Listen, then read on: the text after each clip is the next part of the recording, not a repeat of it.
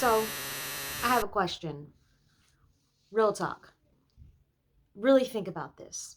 Are you afraid to be that positive person because the minute you try, you feel like you're being fake? You feel like you're being phony. You feel like all of a sudden you can't relate to everyone that you're around because all of a sudden you are the only one that is not complaining. All of a sudden you are not complaining about being at work. Um, You're not joining in with the crap talk about this coworker, that coworker. And look, I'm not saying that we have to be perfect and that we can't ever vent. It is very natural for us to talk to each other, and it's not, we are all very different, and so we're not always going to relate to everyone. We're not always going to get along with everyone. Sometimes someone just bugs you and you don't even know why. Let's talk about the ways that we can maintain relatable, healthy friendships with people at work. But let's also keep it real. You might actually, oddly enough, temporarily or permanently kind of have people back away from you a little bit because you are being positive. First and foremost, you don't have to suddenly not be you. You don't have to be something you're not, but you're going to feel like that at times. You know what I would suggest?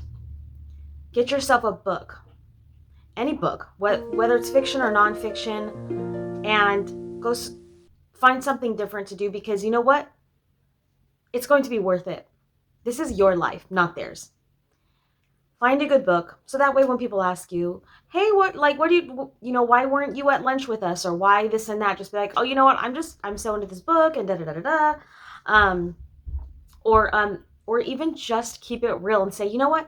I've just been kind of going through this thing where I'm trying to seclude myself a little bit more, and I've been reading this book, and so I'm trying to just not have any mental distractions, and just if you keep it real, and they're going to see that. They're not going to take it personal, and if they do, that's on them. And I'm talking about maybe when it comes to the person that is kind of toxic, and you need a break from other people's negative perspectives and emotions, because what you're trying to do right now is to grow for you. I think it's important to keep a sense of humor.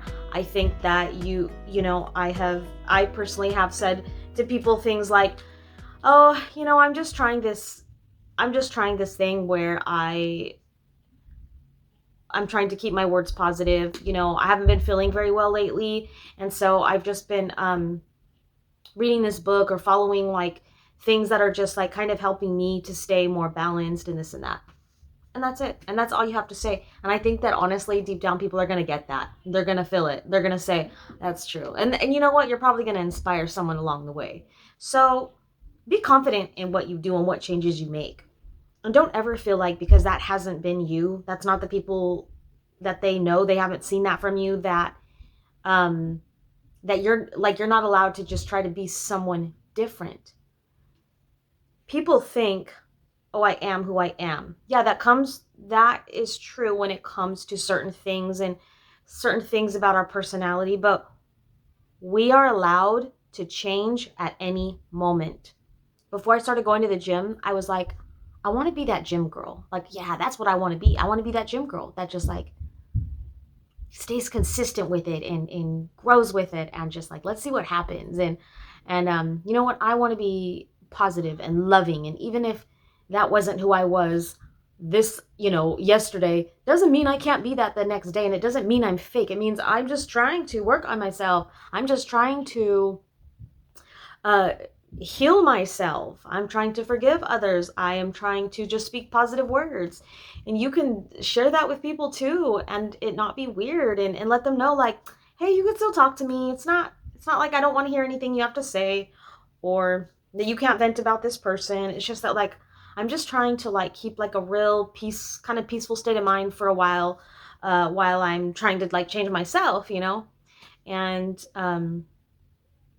you could just tell people, just right now, I mentally need that. Everybody relates to that in one way or another. And if they don't, who cares? Bye. So anyways, we are healing ourselves by being more positive and changing our minds about how we feel about something that has happened to us in the past. Yeah, you start to heal when you change your mind about how something made you feel about your past. And whether that's forgiveness or changing your perspective or giving that person from your past the benefit of the doubt, but just simply healing and moving on from it and not looking back and looking forward to your future, but more importantly, embracing the very moment that you are in. I'm going to read something from a book that I'm reading right now by Dr. Joe Dispenza. It's called Becoming Supernatural. He says supernatural, but this is all very science-based. This is all something that we are talking about more. Something, does that make sense?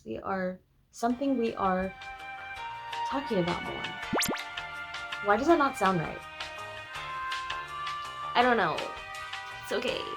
Okay. So this has to do a lot with our health and what we say about our health and how to heal from our past, something that has happened to us, or to just take control of your health and to just feel good and to manifest all kinds of wonderful things that you never thought was possible. Okay. Since Anna also studied the model of... So right now in this book, we are talking about, Dr. Joe Dispenza is talking about this woman named Anna who had some traumatic things happen, and then her health went downhill. But then she decided enough was enough, and she was learning more about science and how it relates to her health and her thoughts, and utilizing prayer and meditation. So Anna understood that if her emotions were the chemical consequences of experiences in her environment, because because of what happened, she spent so many years being bitter, angry, hurt, and it was just like one diagnosis, being hit with one diagnosis after another, because she just had so much sadness and anger and just so much, and stress. Get rid of it. So, okay, back to this. So, Anna understood that if her emotions were the chemical consequences of experiences in her environment, and if she lived every day by the same emotions from her past, she was selecting and instructing the same genes that might be causing her poor health conditions. If she could instead embody the emotions of her future life by embracing those emotions before the experience actually happened, she could change her genetic expression and actually change her body to be biologically aligned with her new future. So she is trying to heal herself. And there's so much more science in this book about how our brains work, our thoughts. I've talked about stuff like this before in previous videos, but this is my thing, yo. This is what I like to talk about.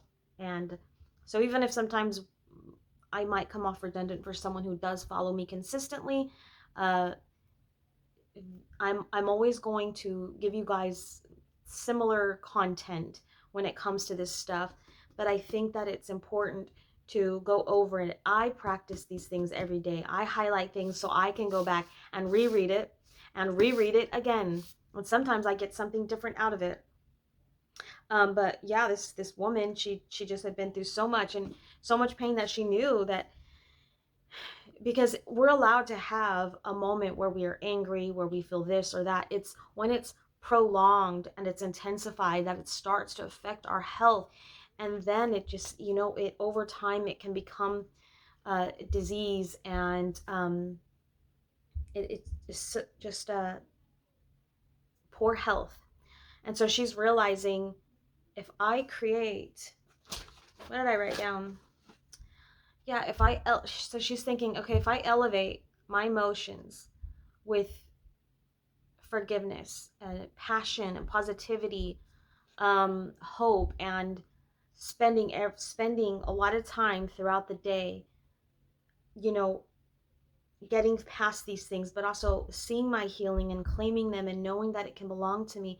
I can tell my body it's healing because our mind doesn't know the difference. Because if we're telling our mind that we're healthy, then our body is going, oh, we're healthy. And I'm not saying this happens overnight, but I'm not saying it hasn't happened for people in a really short amount of time. And I have heard stories like that from Dr. Joe Dispenza. People, we are learning that we can take over our health. Get this book, because I cannot remember or, share all the things that Dr. Joe Dispenza talks about.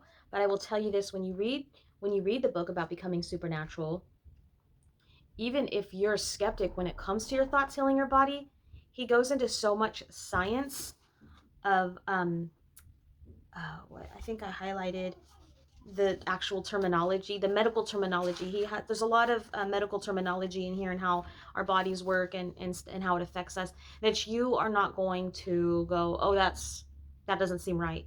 He is thorough, and I want this for everyone. I want people to just know and remember, rather, that we have one life. Life is short, and to spend it, just